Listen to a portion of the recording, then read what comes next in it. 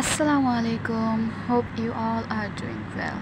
চলুন পজিটিভিটি নিয়ে কিছু কথা বলা যাক। আমাদের প্রত্যেকের মধ্যে পজিটিভিটি লালন করার জন্য কিছু স্টেপ ফলো করা এবং সবথেকে উপরের যে স্তরটা আছে সেটি হচ্ছে কৃতজ্ঞতার অভ্যাস।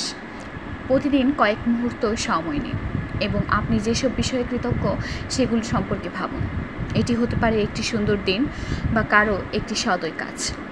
কৃতজ্ঞতা আপনার মনোযোগকে অভাব থেকে সরিয়ে ইতিমধ্যে যা আছে তার দিকে নিয়ে সম্পর্ক গড়ে তুলুন, যা আপনাকে উদ্দীপ্ত, অনুপ্রাণিত এবং উজ্জীবিত করে। সমস্যার পরিবর্তে সমাধানের দিকে নজর দিন। আপনি যখন কোনো চ্যালেঞ্জের মুখোমুখি হন, সমস্যাটি নিয়ে কম চিন্তা করুন এবং কিভাবে এটি সমাধান করা যায় সেটির উপরে বেশি মনোযোগ দিন। এটি আপনার মনকে প্রগতিশীল এবং আশাবাদী রাখে। এবং সবথেকে গুরুত্বপূর্ণ যেটি হচ্ছে ছোট সাফল্যকে উদযাপন করা অভ্যাস করুন। প্রতিটি সামান্য অগ্রগতিকে উদযাপন করুন।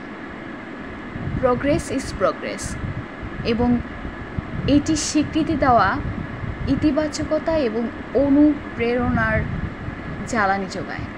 আপনাকে শিখতে হবে যে ছোট্ট প্রোগ্রেসটাও আপনাকে ধীরে ধীরে একটা বড় চ্যালেঞ্জকে মোকাবেলা করে একটা সুন্দর সমাধান বের করে আনতে সাহায্য করবে।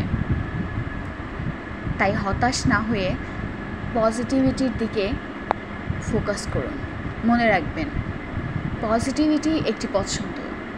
এটি বড় ঝড় উপেক্ষা করা নয়, বরং বৃষ্টিতে নাচার সাহস খুঁজে পাওয়া।